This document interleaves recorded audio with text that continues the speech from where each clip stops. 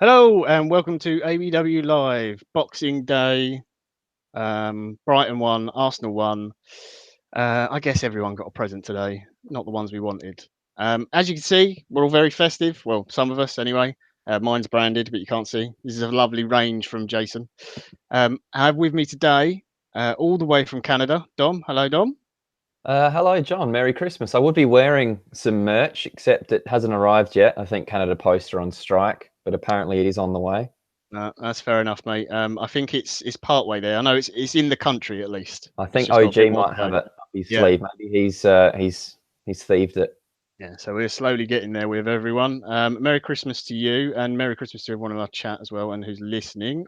We also have with us Danny. If you can't tell, if you're not watching live, I suggest you just, even if you don't want to like watch the whole show and you just want to listen to it, just come on just to see Danny's hello. Say hello, Danny. Hello, you bastards. Danny, do you want to describe what you look like right now for people who aren't watching? Fucking mess. I've got my Christmas tree in the background, my Christmas fire on the other side. I've got a Rudolph hat that Sean's mum bought me. I've got Christmas baubles in my 3-inch long beard. I've got Christmas fairy lights in my beard. I've got a really big snood and a scarf that Sean's mum knitted me. That is lovely and nice and warm. So I look like a right twat.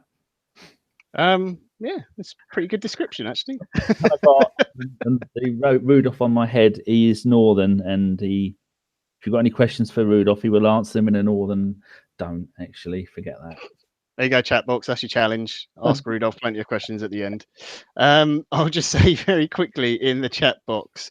Hello to Archie, Standerman, Anti35, Loki, Gunner93, Josh Gunner Forever, Daryl Kane, J Rob, Alonso Spencer, No Sleep, Standerman, MJL, C Law AFC, Hassan Ramzan, Lossless, Christian Anderson. Oh, who have I missed? Anyone? I'll probably miss some more people. Hello, hello, hello, all. Hello, everyone listening. I hope you've all had a lovely Christmas, or I don't know what other celebrations and stuff that you've been doing. Yeah, so we are here to talk Brighton Arsenal, and we'll jump straight in to the lineups. Just before I do, a big thank you to J Rob with a donation there. Hello, guys. Danny has made up for the match with his decorations. There you go. Thanks, J Rob. Cheers. Really appreciate that. Dom, coming to you first on the lineup. I'm not sure Emery had much of a choice, really, because there's not really anyone else fit. Mesut Ozil playing again, 2 games in a row, first time for a while. 3 in midfield, 4 at the back again. Koscielny starting. There wasn't anyone else he could pick, I guess. Not really. The one thing I think that was a little bit not surprising actually, a little bit disappointing for me was I like the setup, I like the formation. I'm just not sure having the 3 midfielders that we did was necessary. Maybe, I mean, I know Torreira was 1 yellow card away from a suspension, but it just seemed very defensive to have those 3 in particular sitting in midfield with only Mesut Ozil ahead of them. I think it would have been a good game for Aaron Ramsey to be stuck into that midfield 3 just to help out going forward a bit, because we did see how Brighton set up, which was basically just to sit back deep and defend and then hit us on a counter-attack. So I'm sure we'll get onto this a little bit later, but it does seem to be a little bit strange that it doesn't matter who's in midfield, the counter-attacks still seem to be very easy for the opposition. And I'm not sure if that's something that's going to get worked on slowly but surely, or if it's a personnel issue, but that was the one aspect of what I saw with the lineup looking defensive. Well, not defensive, but just looking a little bit more secure in midfield, and yet it didn't really seem to matter. Yeah. I think the only team that hasn't scored against us so far this season is Huddersfield. So yeah, That doesn't just say much. it's not a great record to have. Danny, before I come to you quickly on the lineup, very quickly, a thank you for Chris Lodato as well with a $10 donation just for Danny. I'm not sure whether he's donating because he's impressed or he's just questioning your sanity. That's because I followed him on Instagram last night. Well, I thought I've been in the WhatsApp group with him for ages, so there's usually pictures of him and his lovely dog. You'd love his dog, John. I'll send you a picture of it later. Oh, lovely stuff. I do like Tell it. what dog you've got, damn Chris. Share it. So Danny, same sort of take as Dom on the lineup. Were you happy with it going into the game? I didn't know a ton about Brighton coming into it, so I asked our resident Brighton boy Josh about them, and he basically said if Dunk isn't playing with Duffy, then their defence is gettable. So I thought it was quite positive playing two up front. Yeah, it was weird to look at it because I'm not sure. Before, about 2 months ago, I'd have said Emery is always going to play four at the back. So when we're looking at this formation, I'm not sure if it's his plan to play three at the back or whether he has to play three at the back, because what have we got? We've got one central or two central defenders started the game. So I'm looking at it after the substitutions. So if we, would you two say that his general plan is to play four at the back? I think if everyone's available, he'd look to play four at the back more often. Good. Right. So from that point, if you go and have a look at our starting... Oh, I've clicked on the wrong game. Bloody hell. Hold on a sec. I clicked on the last game. I think the games where we played three at the back, and obviously we did for a bit today, has been down to available personnel or... That's the point I was going to make. Yeah, certain people not fitting quite into the system that he wants to play. Yeah, when this page loads, right? So we kind of started off with four at the back when we started the game, and so you look at the right back, not first choice. Koscielny probably not first choice anymore. The Greek lad maybe, Leno possibly, Kolasinac not first choice left back. So straight away out of that lot, you've only got two first choice out of our back five. And then I suppose you could say Torreira and Xhaka are our first choice. Ozil definitely isn't. And what we do with the front two, I don't know. So I'd say nearly half the team are not first choice. So then straight away you're at a loss. And then when your captain has to go off, and then that moves the team around even more. And then it's just really hard to try and get any kind of continuity going, because you don't know who's going to be playing in what position, who's going to be trying to cover for somebody else, who's going to be moved into the wrong position. And then you're playing against a team like Brighton that are playing 9 at the back and a goalkeeper 10. So it's really hard with the formation. And I tweeted before the game started, I went to physioroom.com and tweeted that our first choice right back is out. Our first two choices left backs were out, but then it turns out Kolasinac was fit. And then so many of our players. So it's just so hard for anybody to get any kind of grasp of what really is Emery's best team. And tonight, there certainly wasn't the best team. But again, we weren't really allowed to play football. But I feel a bit sorry for Brighton, because if that'd been, we were Brighton fans, we'd be going, we should have won that game. Yeah, we all come on to them and how they played, obviously. Just before we jump into the game, I actually thought when I saw the lineup that maybe we were going to play three at the back, and I thought Xhaka was actually in the back three. I wasn't quite sure how we were going to line up, because like Dom, I didn't think we needed three in midfield the way we did, but that's the way you went with it. And I think everyone agrees, we know how many injuries we've got. It's very slim pickings in terms of who you can play right now. One thing quickly, actually, in the end it didn't matter and Torreira didn't get the booking, but were you happy to see him being picked on, because he was one booking off from missing the Liverpool game, obviously, if he picked up a yellow today? I was a little surprised. I just want to touch on something on that. Actually, someone in the chat box, I'm not going to say your last name because I'm going to butcher it, but Mayank asked what was with Torreira playing so high up. Was it to do with his booking? I'm not sure. I did notice that, though. I did notice that he wasn't ever sitting the deepest of all of our midfielders. And I was going to sort of make a comment on that at some stage today, where I didn't feel that he was actually that useful today. And I don't know if that was the case, that he was told to go up a little bit higher and maybe try and press and turn the ball over higher up the pitch. But for whatever reason, he didn't do that in terms of being effective. That's where he was playing, but he wasn't really that influential. I think we're used to seeing him be the deepest midfielder and breaking up play in those counterattacks that would have been probably a lot more useful for him to be in that position. So if you're gonna take a guy like that, and you know what his skill set is, and then you ask him to do something different, would it not be better off just playing someone else, like a Ramsey in that position, who could have probably done that same role, been a little bit more offensive, and sort of not taken away from his game, if that makes sense? Yeah, because I mean, at times, especially in the first half before the Ozil sub, it was we were basically kind of playing a diamond, really, at least when we had the ball, and it was Xhaka who was the deepest of those three. Guendouzi was definitely on the left-hand side and Torreira more to the right. So I understood it, and Torreira does know that system, but in that system, wherever he's played it, he's always been the deepest. At least he was at Sampdoria. So, yeah, interesting things. But as you say, still think Emery's trying to work it out, and there's so many injuries and stuff at the moment that it's so difficult to try and pick a consistent team. So we'll jump into the game. Before I do, as always, Yvonne, I don't know why you keep doing it. Thank you very much. We always appreciate your donations. Yvonne says roll on January and incoming signings. I think there's quite a few people who agree. But yeah, big thanks to Yvonne.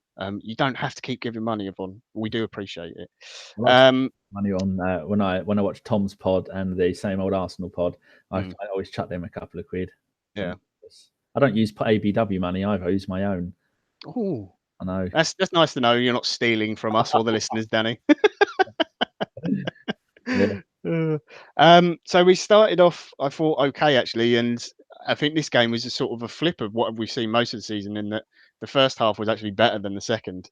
We had a really early chance, Dom Guendouzi playing a really nice forward ball, and I think that was the good side of his game today, because we'll talk about individuals later. But he played some really nice sort of balls over the top, and Aubameyang got clean through and just tried to chip the keeper, Ryan, who pulled off a nice little save. And it wasn't the first one he would, it wasn't the only one, sorry, he'd make today. But Aubameyang was certainly stretching him in the first half.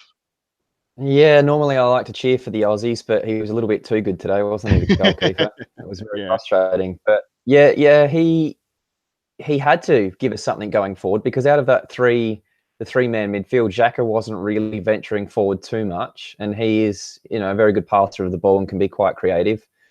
Guendouzi's sort of been a little bit hit and miss in the last few weeks, I would say. But you're right, he was kind of at least offering a little bit of something going forward, because this is one of those games, and I'm sure Mesut Ozil is going to come up a lot throughout the day, because he does, but he's never going to be as influential in a game like today, where you have a team that isn't giving space. The areas that Ozil likes to take up were just clogged up with Brighton defenders or even midfielders and everybody that they could get behind the ball, and it worked. It was a good tactic. You got to, they obviously set up to counter what they know we're good at doing. And without someone like a Hector Bellerin on the wing or the right wing back position getting forward and creating a little bit more overlap, it was probably pretty easy for them today, not having to worry about us getting in behind. So those little cheeky long balls over the top obviously are a good way to bypass all of that congestion. So it was good to see. It nearly happened a couple of times as well, didn't it? Aubameyang got through again from a Torreira pass later, which we'll get onto. But that one, I think you're right. We did start really well. Definitely on top for the most part of that game. And I guess just a little frustrating that we couldn't capitalize a little bit more with that dominance. As inevitably we're going to get tired later in games this part of the season. So I think the biggest frustration was that we weren't 2 up by halftime. Yeah, because we certainly created enough chances. It didn't take us too long, Danny, to get the goal. It was just 7 minutes in. Aubameyang with the goal, but it's a nice tidy finish from him, what you'd expect. But it's all about Lacazette and his footwork. And I don't know, how many players did he sit down? Brighton players in defence. There was about 5 or 6 around him, and he just wriggled through. He's amazing, isn't he? Well, the thing I'd go back to with that was the original ball from Guendouzi. He was magnificent in the first half with a few of those. I mean, when you're at his age, you're that sort of stuff. You're going to be trying all kinds of things before you find out what you're best at doing. And that ball was it was in our own half, and in our own half of the edge of the centre circle as he lobbed the ball. It almost looked like the perfect pass out to the far right. And then, as you said, then one of our players come in with it, and then the Lacazette got it, and he realised that probably best not to shoot, did a little shimmy, been watching Strictly Come Dancing, and Craig Revel-Hallwood would have given him a 10 out of 10 for that, because it was brilliant. Laid it off to Aubameyang, and then he placed it into the net, which is his 13th goal of the season, top goal scorer in the Premier League. And in his Arsenal time in the Premier League now, he's got 23 goals in 32 games, which makes him our 91st all-time top goal scorer. It's kind of nuts, his figures. I'm not sure. I can't remember what the numbers are now. They'll obviously changed after today. But I think in terms of goals per minute, when both of them are on the pitch together, I think it's something ridiculous, like a goal every 30-something minutes. Just because they've played so much time together, but they do seem to have a real understanding, don't they?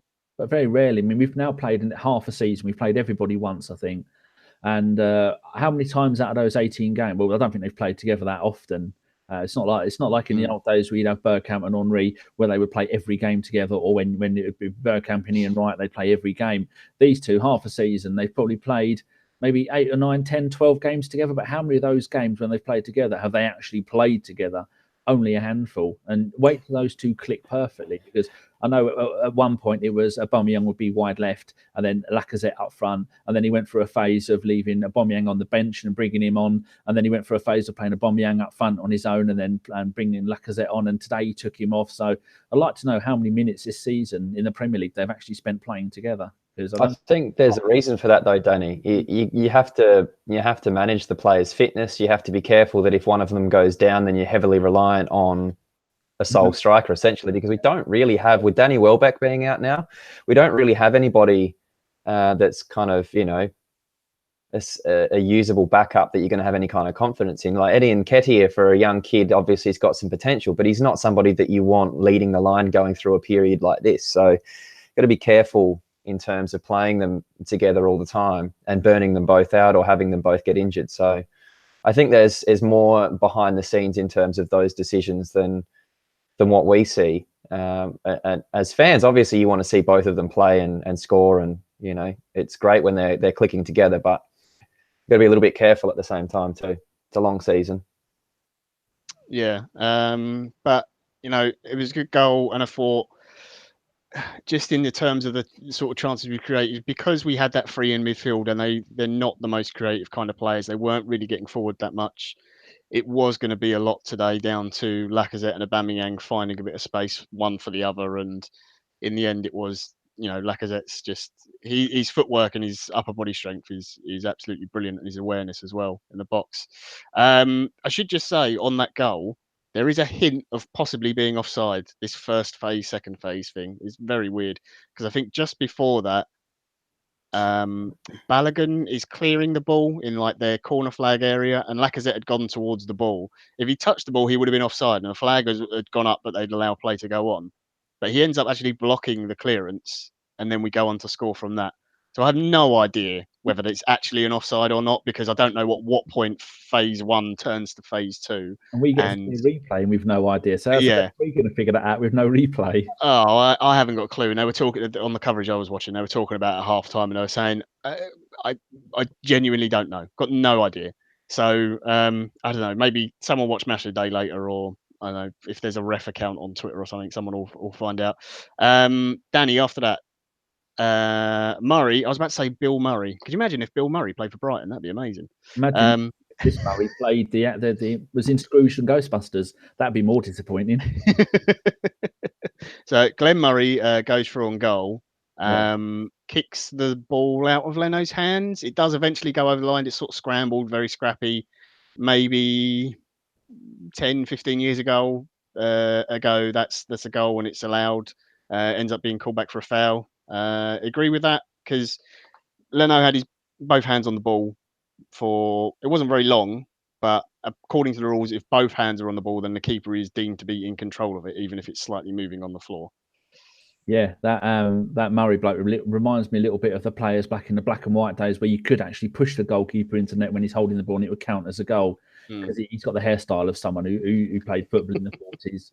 Yeah, so definitely. I mean, I was looking at it, went pen. I wrote down pen, question mark, yes, no, yes, no, yes, no, no, no, no. Murray kicked the ball out of Leno's hands, which he definitely did, and you can't do that. And it's good that the referee saw it. I think the linesman might have had a little view of it as well. And yet again, this is something that we are definitely going to be better off next season, because sly things like that, even the commentators were saying the ball definitely went over the line, where it doesn't matter because he fouled the goalkeeper. Yeah. Laying on his side like this, I'm laying on my side, people, and has the ball in his hands like this, and then he can't come in and kick the ball, push the ball out of his hands, and then afterwards it looked like an almost foul on the goalie when he went. Murray went over the top of Leno as well. I thought that looked a bit dangerous, but it's a rough, tough time when you're playing against people old school. It's not really a striker, is he? He's a forward. He's done really well beginning part of this season. He's quite an old school type of player, where he's all elbows and stuff like that. He's not ever going to do anybody on pace, but what he will do is get stuck in. And so that was a good test for Leno. And but it does worry you that if the referee wouldn't have seen the fact that he booted it out of his hands, that could have gone down as a goal, because it definitely went over the line. Yeah, I think Murray is entitled to go for the ball there, because it is loose as he goes in for it, and Leno just gets there quicker. So I don't think there's any I saw some people saying, "Oh, it's like violent and intent and whatever." The thing is, you have to play for the ball, and that's part of being a goalkeeper. You have to be brave with those kind of things. So, I think Murray, in the end, he wasn't arguing. He was more arguing, it's fair for me to challenge there, and I don't think he was complaining about Leno. And Leno got up and seemed to be fine with it, and they sort of patted each other on the back. So, yeah, I thought it was the right decision in the end. But it is a funny one that just how much the game has changed. That if that's even 10 years ago, that's probably allowed. But you think at the point of which of time when Murray decided I'm going to go for that ball, Leno probably didn't have a good grasp of it, and there's probably a split second between I'm going to go for that and then Leno got the ball. So yeah. He's just doing his job. They both did their job. So just ref saw it. Not long after that, Dom, you mentioned it earlier. Torreira puts Aubameyang through again. This time near enough 1-on-1 with Ryan. Good save by the keeper, but do you think Aubameyang should be putting that away there? I'd at least expect him to. I know he got it on target, but it was pretty close to the keeper, wasn't it? Yeah, it was a little bit. I think with the angle, if he went too much wider, it might not have ended up going in. But I mean, there's plenty of other places I guess he could have tried to poke that in, but I don't know. It was funny. I was listening to something earlier in the week. I can't remember where it was, but someone just made a mention of, Aubameyang's a bit of a strange one because as well as he's doing, he's up the top of the goal scoring charts in the Premier League. Yeah. It does still feel like there's an extra layer to him that we're not getting yet. Little things like that where he could have gone on to score 2 first half goals and, or even a hat trick with the little chip over the top that got saved. And it just seems like there's a few of these types of chances that are not going in for him at the moment for whatever reason, that you would expect him to score, and then he goes and scores a more difficult chance, for the first goal. So a little bit frustrating, to be honest. And I'm sure we'll get onto the whole substitution sort of situation in the second half. But yeah, what did you think of his performance in the first half overall? I thought he was good. The channels he ran, I thought his movement was much better today. Last time I was on here with Josh, and he was sort of criticising Aubameyang's movement, which I think was fair, especially when you compare it to Lacazette's. I don't think it's as good. It's not as intelligent, but he's a different style of player, so he's going to make different runs because he's got a different skill set. But yeah, he's frustrating, Aubameyang. He's sort of he's not the same style of player as Cavani, but in the sense that sometimes you might have to give him 3 or 4 chances to score a goal until he takes one. Now that's generally not a problem because he does get himself in so many good scoring positions that he will get the goal. So I do think it's an interesting dynamic. The 2 strikers we've got, and I'll save the question for later because when we get to the sub, but I will ask about which one you would prefer in a 1-on-1 situation. We'll get to there. I'll stick with you, Dom, for this. But Danny, you can come in as well afterwards. Right. So their goal. Oh, I really thought we'd stopped conceding goals from corners at the other end of the pitch. When you just thought we just started to move away from it. I know we've conceded a lot of goals this season still.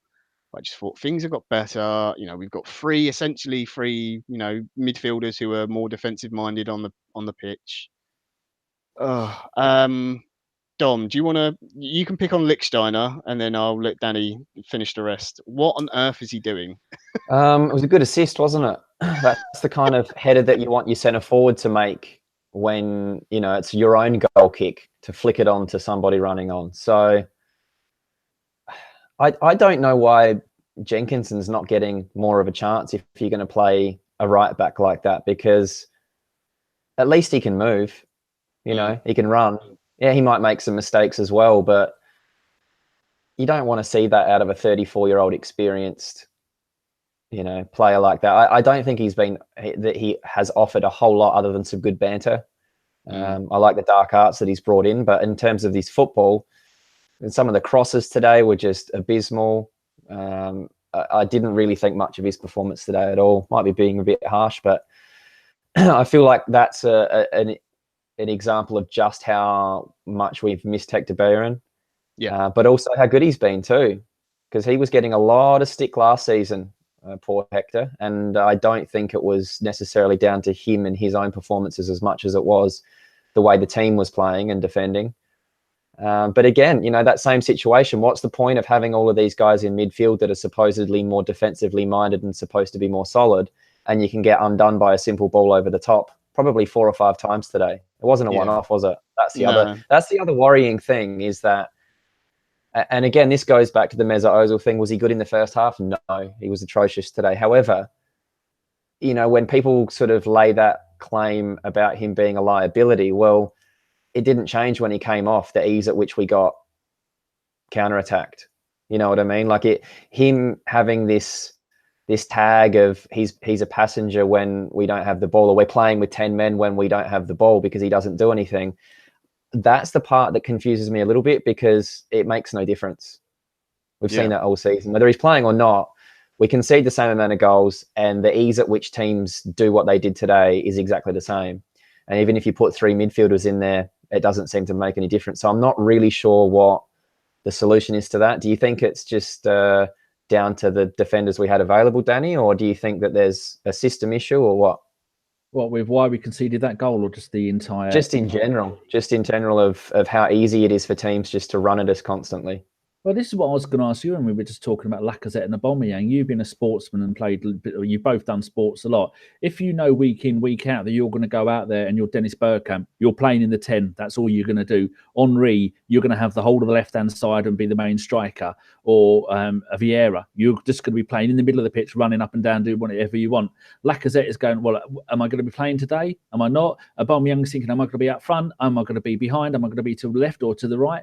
These sort of things, when a team is starting to gel together, isn't it going to be quite hard for someone to know, to have, if you do the same repetitive thing week after week, game after game, then you're going to have a better idea and you're going to gel quicker, aren't you? But so many players are, it's like rolling a dice where you're going to play the next game from game to game. Do you think that's going to affect their form? Because I think it does. But I think you've hit on something there, Danny, that's kind of interesting. And I mean, I played a different sport. I wasn't playing football, but Aussie rules football. And one thing that was really frustrating to me was when you got asked to change positions multiple times over the few weeks, or even in a game, sometimes you'd get told you've got to go to a different spot. And for me personally, it is really frustrating, because you get used to playing a certain way in a certain system, and then if you keep having to change that all the time, you do feel a little bit lost.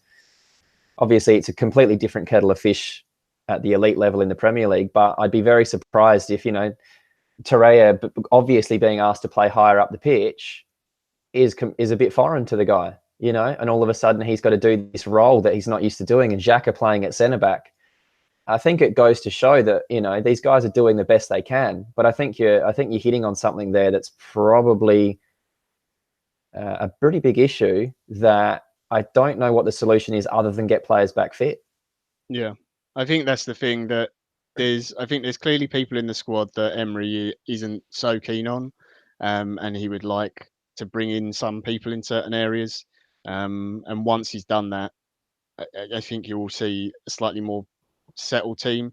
And also, like, the amount of injuries we've got, particularly in defence at the moment, has just been really, really unlucky. And also partly down to some, poor management of contracts and personnel, the numbers we've got in certain areas.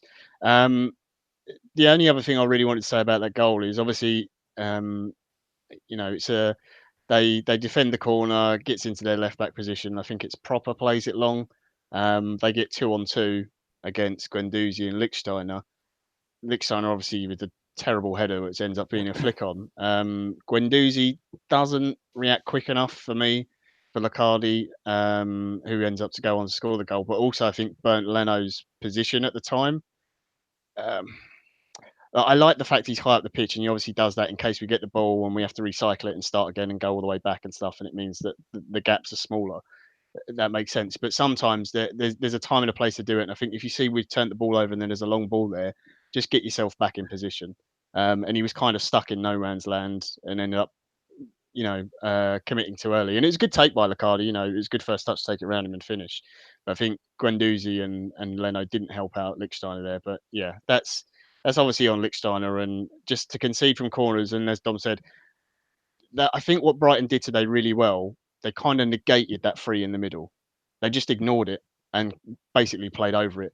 Kind of in the way, like I've seen Liverpool do it at the time. Sometimes they're like, okay, we're not going to be able to play through a team. We'll just go long and just hit it down the lines. And they did that a lot. and because we are playing Socrates, not Socrates, Kolasinac so high up the pitch, Lichtsteiner wasn't getting up as much. Those areas at fullback are really easy to exploit. I did write something down for the goal which you asked me about, but I forgot. I put 34th minute. We have a corner. The corner misses every single one of our players. The ball ends up at their left back. He runs a little bit and hoofs it with his right foot. Now, if that would have been an Ashley Cole or someone like that who was an accomplished passer from fullback, you'd have thought that's not too bad. But this bloke gets on the outside of his right foot, I think it was, or the inside. It was the Dutch guy, Davy Proper, I think. Right foot. Hoofs the ball half the length, 3/4 length up the pitch. And as you were saying, Lichtstein gets a glancing head on it, just like Don was saying. If Giroud would have done that, it would have been going, fucking, that's brilliant forward play. And lands at the feet of their forward. He probably goes, well, Christmas was yesterday. What's going on? I've got the ball at my feet. And then, like you were saying, Leno's come out and there's two blokes there. And it's like Moses with the Red Sea, wasn't it? The two defenders parted and Leno went sliding down, landed on the halfway circle. And then that bloke went, well, even Yaya Sanogo wouldn't miss an open goal like that, did he? And he couldn't miss. And you got to be thinking that combination of every single person in the box not touching the ball, their left back, the person in the left back, launching it all the way down the field, then our defender getting a head on it, and then it landing right at the foot of their striker. Meanwhile, our bloody goalkeeper's going Bambi on ice on his arse. That's 5 things that has to happen for that goal to go. Plus getting the shot on target, because many of players missed from that distance before. Those 6 things, that's never going to happen. It's probably never happened in the history of football, but it's happened to us, and it will never, ever happen again. It happens every time you concede, Danny. I've said that heaps of times where... Not all 6 things, but yeah, quite often, it's a concession of errors, like consecutively in a row, 1, 2, 3, and that's what usually will end up leading to a goal. Not that often does one error from a player end up costing a goal. Generally, it'll be like what you just explained, and it'd be the same thing for the Brighton fans looking at the first Aubameyang goal. Yeah, they made 2 or 3 errors in a row that leads to that Aubameyang shot. It's not just the poor play from their defenders to not clear the ball first time, and then they get the ball from Lacazette, and then they don't track Aubameyang's run out to the side, and then they all get narrow, and then he gets a shot. Like, it's every time you concede a goal, you can go back and you can probably point out 3 or 4 mistakes, but it's when they happen in a row that generally you'll end up conceding a goal. It's really easy in hindsight to go back and say why we should have not conceded that, but the issue for me is that was the way they were attacking all game, and it kept working. But it's not like I haven't seen that before. It just seems like a very familiar script at the moment, where, like, that's what I keep saying with the whole Ozil situation. There was one moment in the first half, I can't remember what minute it was, where a player got into that little right hand side, and they kind of just dinked the ball across from a little attacking play for them, and Ozil didn't track him at all. He was about 4 or 5 yards behind him, kind of just jogging along. I wouldn't be surprised if that's the reason that he got hooked at halftime, because that was really poor. That was really, really poor. It was just, he could see the runner there, and he just made no effort whatsoever, and it could have easily resulted in a goal for them.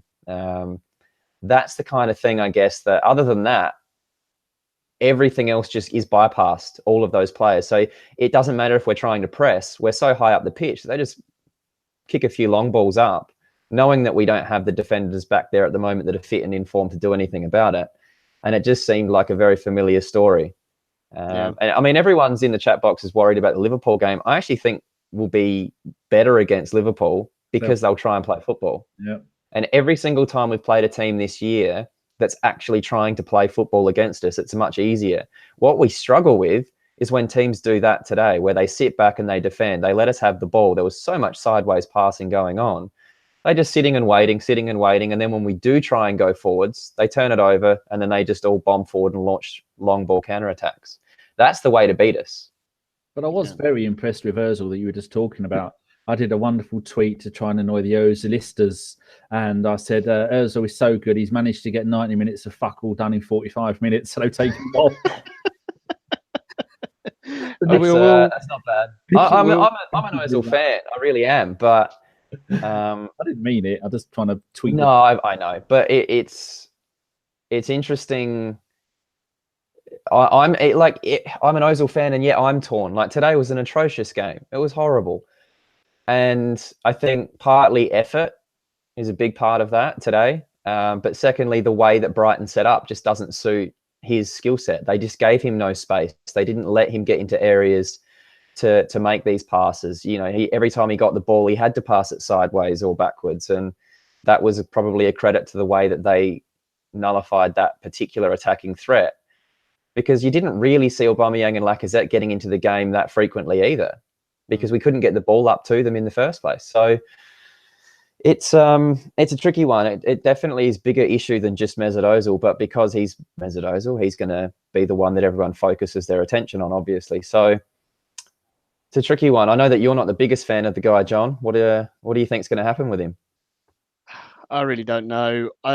Honestly, I think if Emery was in full control of transfers and who's in the squad and everything else, then I think he would be asking the club to look to try and move Mesut on so he can bring someone in, use his wages, whether it's, I assume it would be for at least 2 players, you know, or however you want to chop it up and stuff.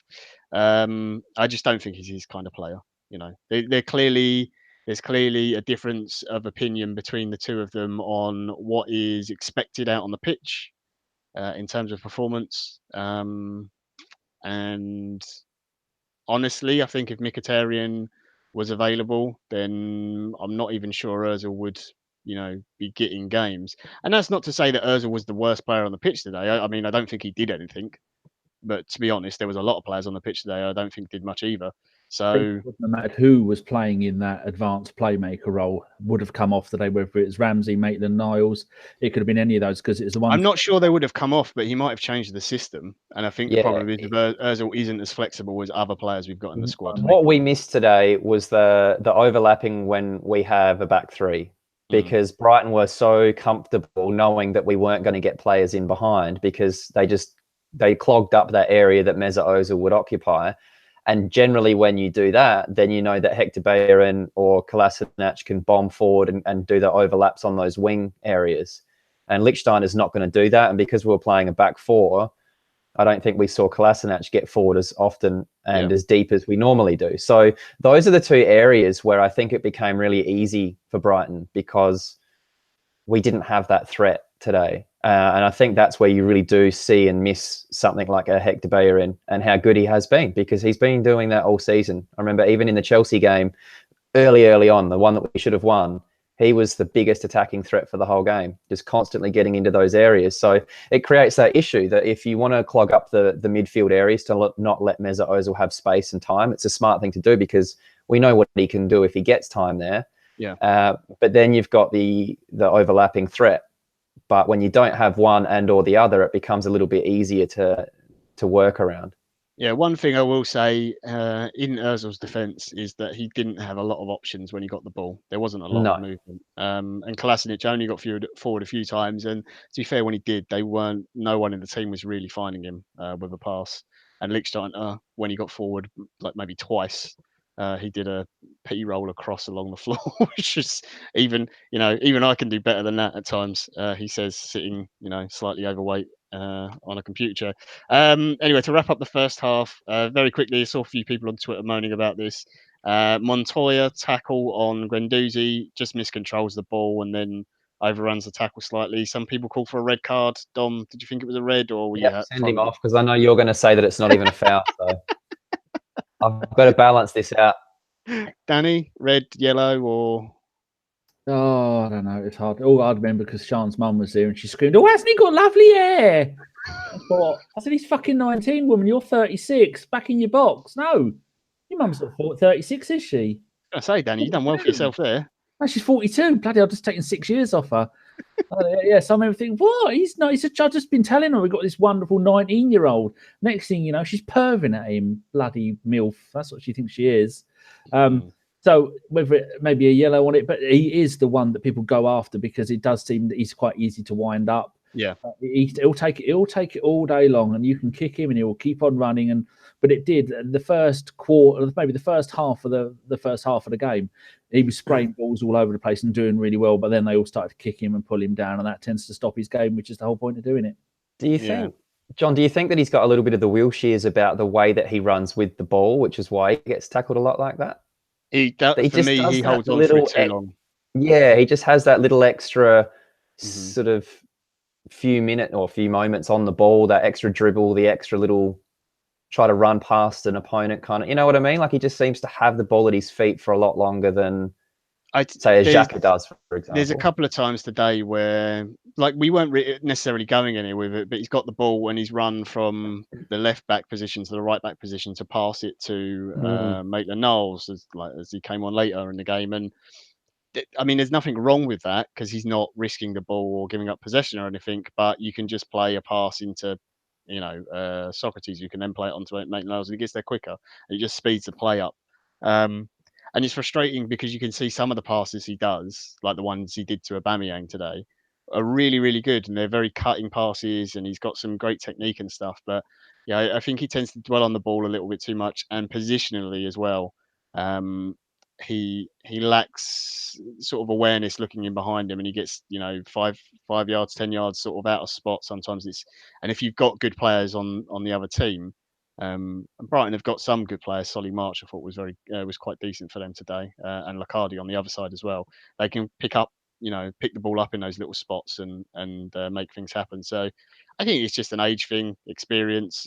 There is a question mark over whether he'd play this much if we had more options at centre mid, I think. Well, here's what I was going to ask as well on the centre mid situation, because that's an area for me that I feel is a bit of a problem, not necessarily with how many players we've got, but the quality and the type of player we've got, where if Ozil was to go, are you not a little concerned about the lack of creativity, especially when you start hearing things like Eva Banega coming in?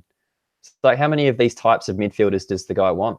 I am genuinely a little concerned that we just don't have the creativity on the wings and or in that number 10 role. If Ozil's not playing, who's going to sit there and kind of do the playmaking, I suppose? I'm not 100% convinced that he necessarily wants an out-and-out number 10 anyway. I think that's fine. I think he prefers centre mids who can create something, because we know Xhaka can and Torreira can. Banega, he's a good player. I'm not sure he's still got the legs for the Premier League. He was dreadful when he came to Italy, but to be fair, it was in the Milan team in a bit of a mess at the time. He's very experienced, so I'm not necessarily against it. But I think Emery seems to, whenever I watch his teams, they like the wide players. They're the ones who get the chances, create. The way that sometimes we and a bit kind of the way like Sarri likes to do it, in that they keep possession, suck the team onto you until you make the space and then bang forwards, explode. It's a bit worrying to me that we've only really got Mkhitaryan and Iwobi, who are the only players who can carry the ball, sort of carry it any distance up the pitch. Well, this is why it's so strange to me that Ramsey's being let walk out the door. Again, though, we don't, that's a club decision and not an Emery one. So it still seems really odd to me that you have a player that seems to tick the boxes of what we need, that's more of a central midfielder but has the attacking threat. Yeah. Because if you're going to talk about our centre, like El Neni is very good at passing the ball sideways and running around a lot.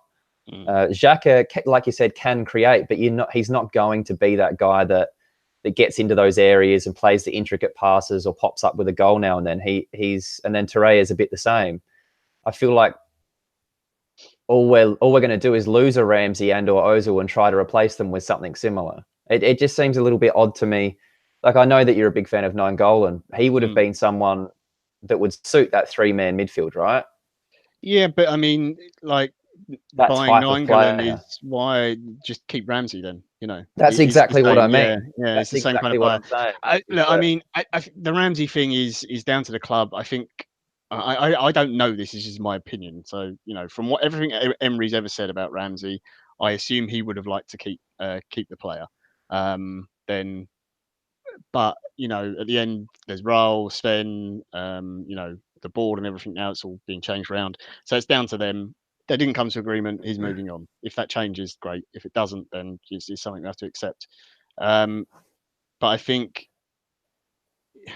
this team and this season is kind of not muddle your way through it, but Emery will do what he can until we get to a lot's not going to happen this window, I doubt it, but the summer window, and then you can maybe see some bigger changes within the team.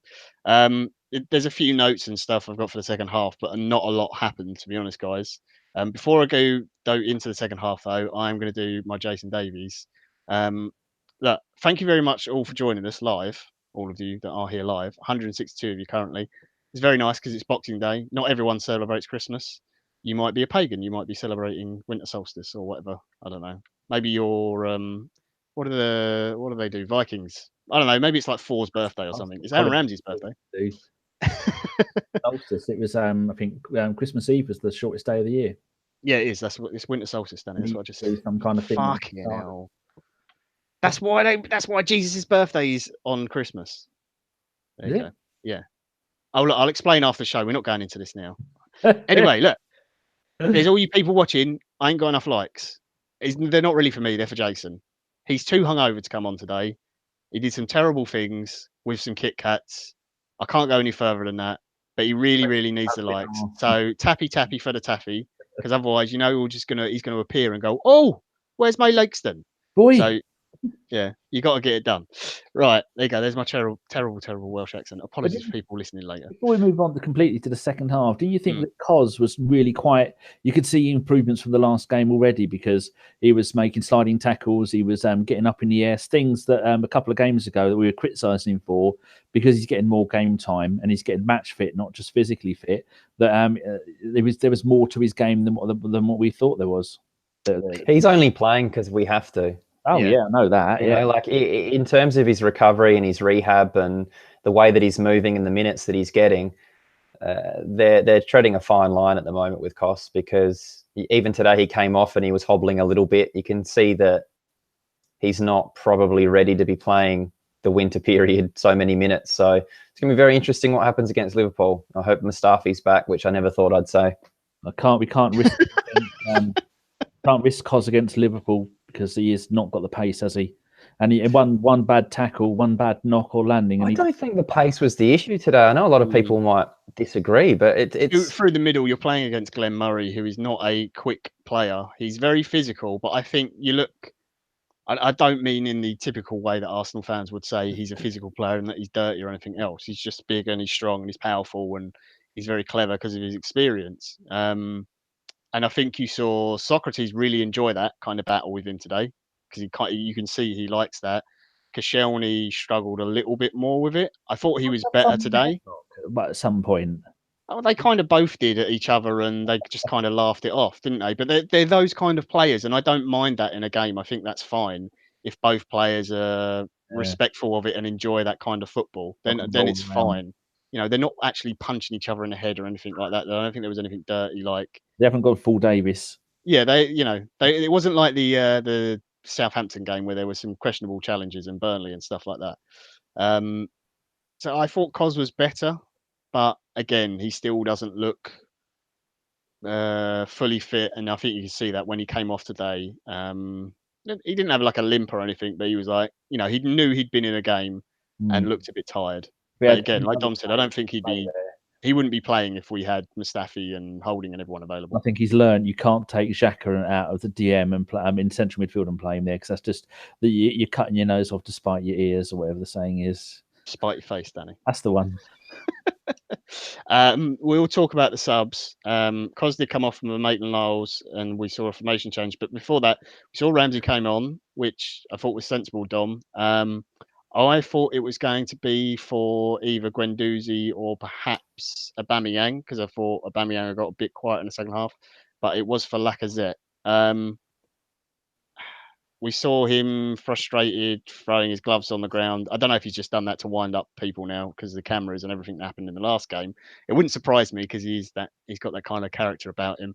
But he did look annoyed again.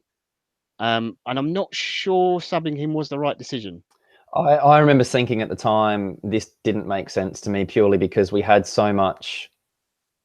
What would you call? We had a lack of creativity as it was after Ozil coming off, where Lacazette provides you with that really good link-up play. He does drop deep into these little holes to kind of give a forward option when teams are sort of parking the bus, so to speak. And I don't think Aubameyang does that as much. He's looking to make runs off the shoulder of defenders, which is great. But at that point in the game and the way that Brighton were playing, I don't think that he was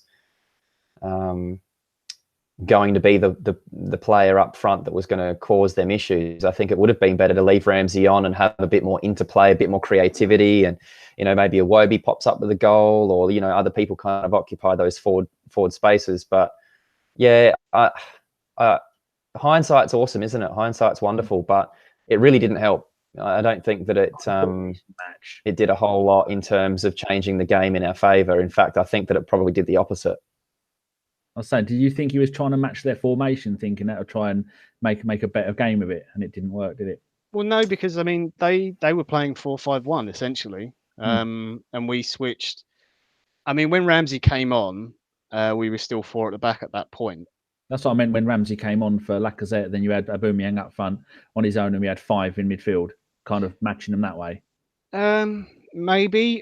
I thought Brighton stepped it up second half, and we certainly dropped off. And as I said at the start of the show, it was the first time where I've seen us be worse second half in a game. Because generally it's the other way around, and we kind of got used to it. That was weird.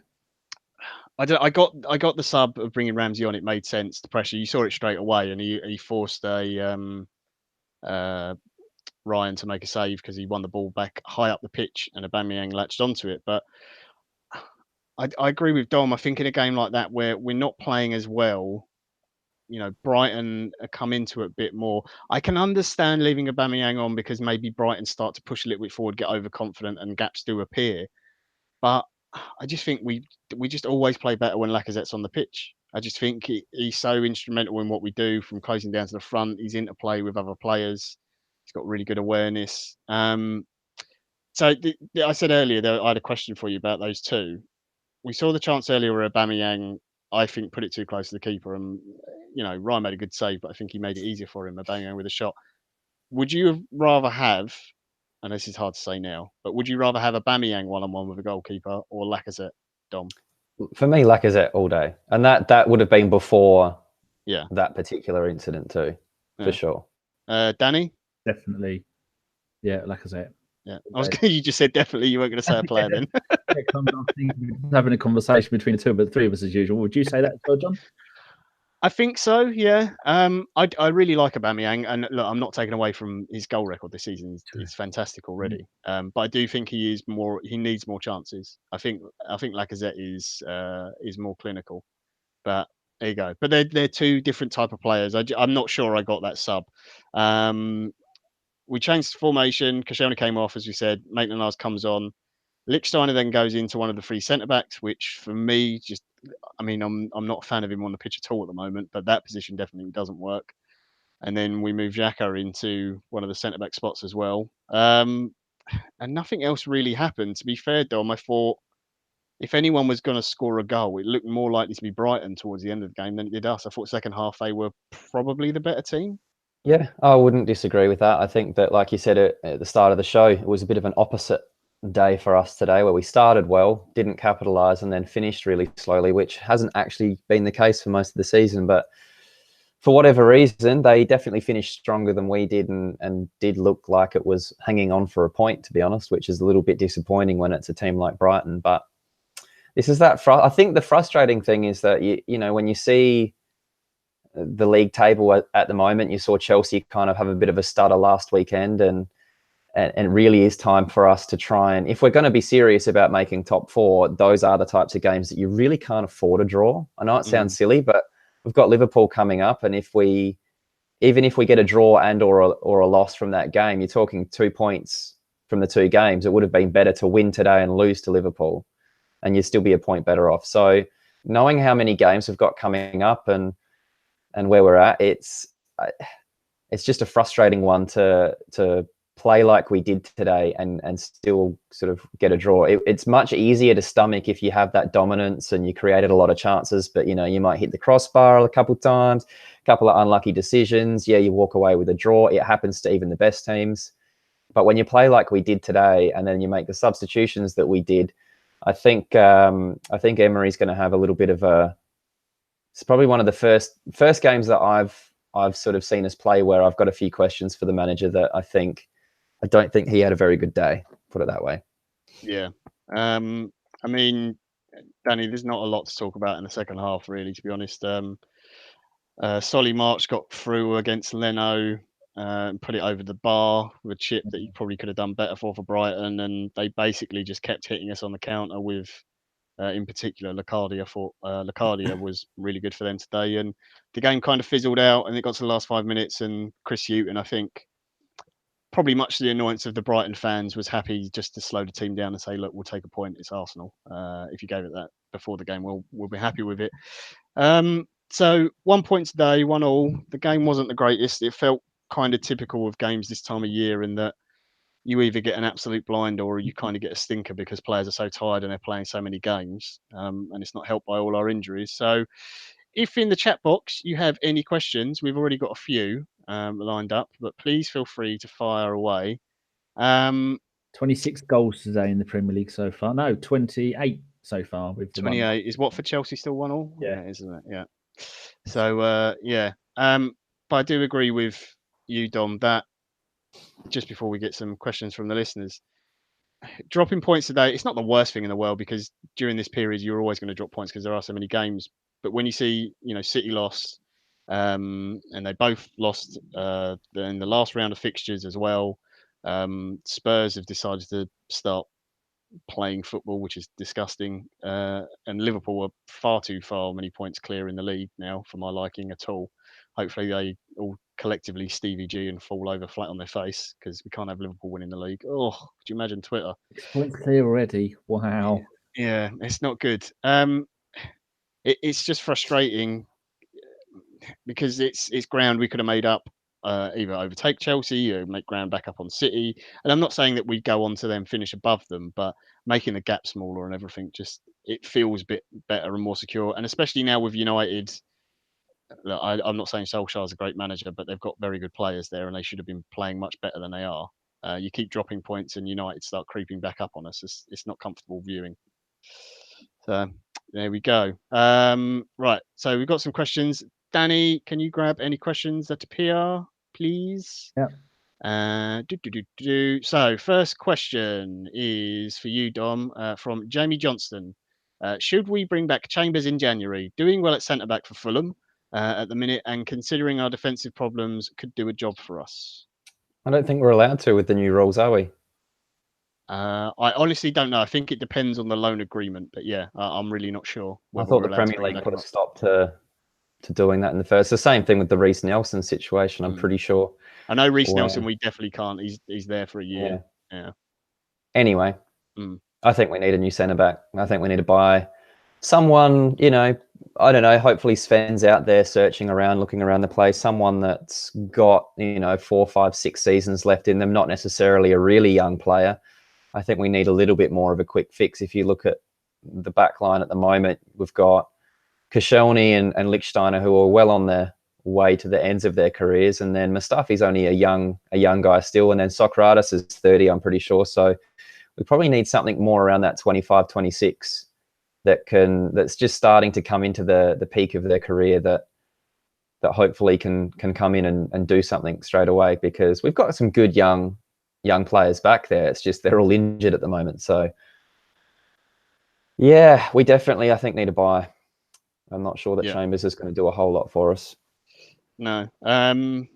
And for anyone who's give Chambers some stick for the start of the season, go and watch Fulham last year from the Championship. They conceded tons of goals. It's just the way they play, and they've carried it on. I don't think they've had the same defence well, they might have done now since they've got new management, but up until that point, they changed their back line and formation and shape every single game. He's actually played DM quite a lot since. Who's taken over at Fulham, Danny? What's his name? Ranieri, isn't it? Yeah. Yeah. He's played DM a couple of times and done quite well, apparently. Ranieri's played DM. He'd probably do a better job for defenders. Callum Chambers, but yeah, I'm sure Ranieri could do a job at DM, probably even still now. Yeah. Marquise Hodges asked Danny, why the hell is Xhaka taking corners when Ozil is on the pitch? Like him or hate him, but Ozil can certainly deliver a corner.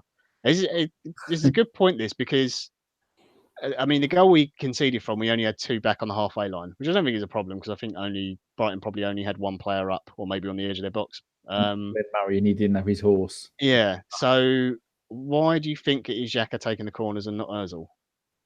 You would think that there would be quite a few people. I mean, that corner should have been taken by a right-footed person, and Xhaka a left-footed person? Yes. Yeah, so you don't really want to be taking, because you're not going to do an in-swinger, out you? I mean, an outswing. You want to do it an in-swing, which is probably why it missed everyone. You would think that logically you'll say to Xhaka, you cover the halfway line. One of the forward players will get up there. Ozil's not known for his getting stuck in when it comes to a corner, so you can go and drift the ball in. Why did he do it? Absolutely no idea. So maybe it's not. They couldn't have come to any kind of agreement on his bonus if it was going to come from the corner, or he couldn't be bothered, or it's too cold. We keep conceding from corners anyway, so maybe we should just give them the ball. Take them. Done with it. Refuse. We'll just refuse. Next time we get a corner, be like, nope. Thank you. Nope. No, we don't want it.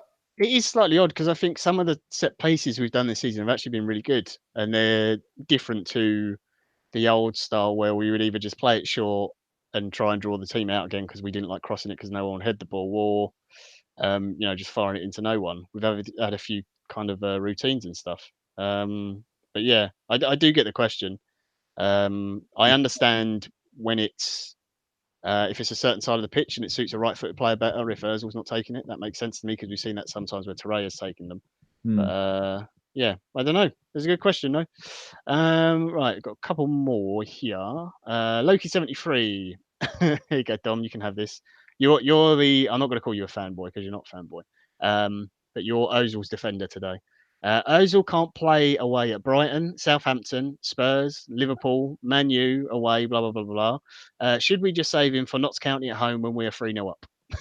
Well, it sounds like it. If you're talking to Emery, it does seem like for whatever reason after the World Cup, he obviously had his struggles there, and the media, I think, definitely were very harsh on Ozil in terms of the whole German situation, but that's neither here nor there.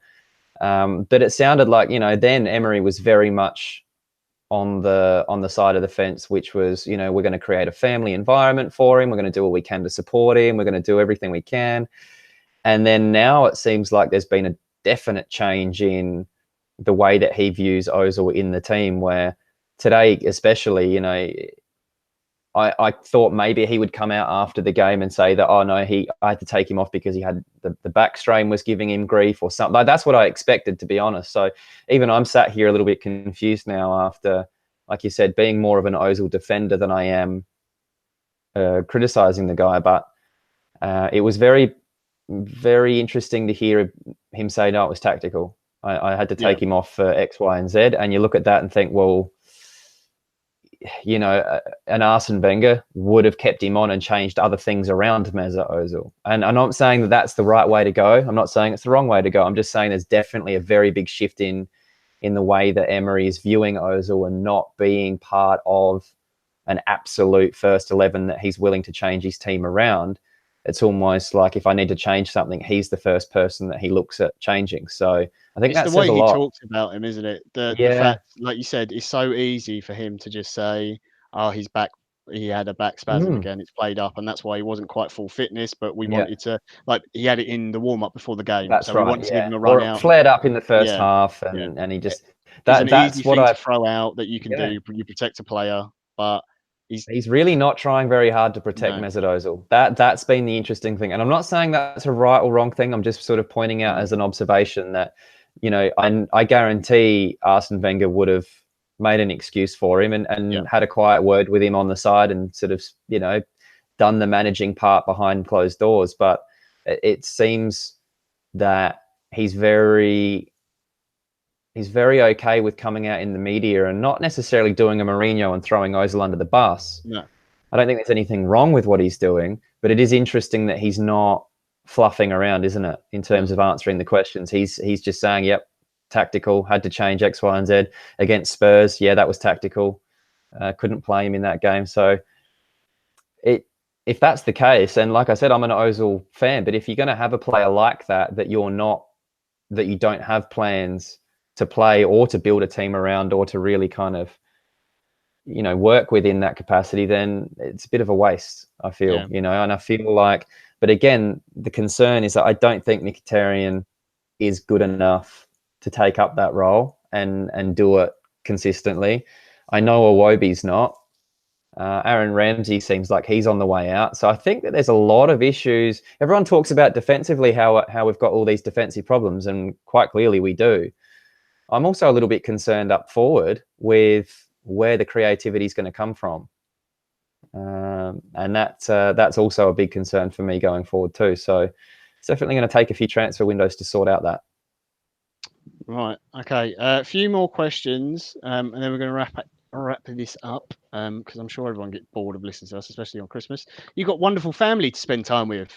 Hey, isn't that great? Another quick comment from Loki73. If we pay Ozil double, 700 grand a week, will he work twice as hard? You never know. Maybe you will. Fly KJ, who do you think will buy in a January transfer window? Someone else also asked a question relating to January. Do you think we have any players lined up by Sven? I have no idea. I'm sure Dom and Danny are probably the same. I No don't idea. know if he's got anyone lined up. Hopefully not Banega. That'd be very underwhelming. The one we have been linked to is Nicolas Pepe, I think. Yeah, from some kind of from the Farmers League. Chris has reliably informed me that he's quite good, although I'm sure he told me a while ago he wasn't. But there you go. He's very good at growing potatoes. No, I'm just I'm joking. Apparently, he's a very good player, although Chris thinks he's overpriced at the sort of money that they're going to be asking for him. So who knows? Everyone's overpriced now, though. Yeah, that's the problem. especially if you pay in January. Clubs know we're looking for players as well. He's an offensive signing as well. That's I think the issue is that we haven't really heard too much about any links with centre backs or defenders, have we? Yeah. Which is a little bit of a worry. Yeah, I would hope that a centre back comes in. There was a link to a centre half from Spain whose name I can't remember, but no, that's racist. See, look, I've just you've absolutely killed me there, Danny. I've done it to myself. That's not right. Yeah, I don't know what his name is. I can't remember. Anyway, I don't know. Someone in Spain. So, but he's very young. He was only 20, 21. And I spoke to Joel, formerly of the Football Hipsters, rest in peace, that podcast. Barcelona fan, he watches a lot of La Liga, and he said it's a huge step up for whoever this guy is. He said he thinks he's got a bright future, but he didn't strike me as the sort of player. Oh, Caldero, there we go, Josh Gunner, that's it. Not John Terry, no. But yeah, Caldero, I'm pretty sure that's a centre back, but it didn't strike me as the sort of signing that we'd be going for, because he's a development one for the future. Not necessarily one for the. He's already playing, but he's not established, like Dom said. Like 25 years old, 26. We need someone that's at least rated sort of 84 or 85 on Foot Champs. Oh, that's you've got to pay 60 million like Van Dijk for that, and we just can't afford that. There's no way that's happening. Right, a few more questions. What about anyone that's got an inform? I don't even have it anymore. I haven't bought it for 3 years. Danny would know. Yeah, Danny would know. I haven't got the new FIFA. I refuse to pay for it unless it's 10 quid or less. Yeah. Don't forget, people, I will take any extra questions if they are specifically for Rudolph, who will answer in a northern accent. You bastards. Guna73, do you think Emery is managing what he's got available well or not? Very quick, Dom. Go on. Yeah, yes and no. That's a tough one. I think defensively, it's kind of a bit of a shit show back there. Yeah. I think offensively, no, I really don't. I don't think he's got that front line sorted at all, which is what we've been talking about. Lacazette on, off, Aubameyang starting, not starting. Ozil, yes, no, whatever's going on up there doesn't seem to be clicking very well. Guys, look, I'm 42 likes. What is this? 42. You can't even get me to 50. It's Christmas, you miserable bastards. Yeah. Look, there's a special giveaway. It's not today. I'll add that very quickly. You never know if they pull their fingers out. But if you get the likes up and you get the views up, there's a very special giveaway. You might be getting a signed shirt. And I'm not talking about a signed shirt by, like Sonogo. Yeah. It's not us who signed it. It's not Sonogo. I was going to say, is it us? Is it a Bergkamp?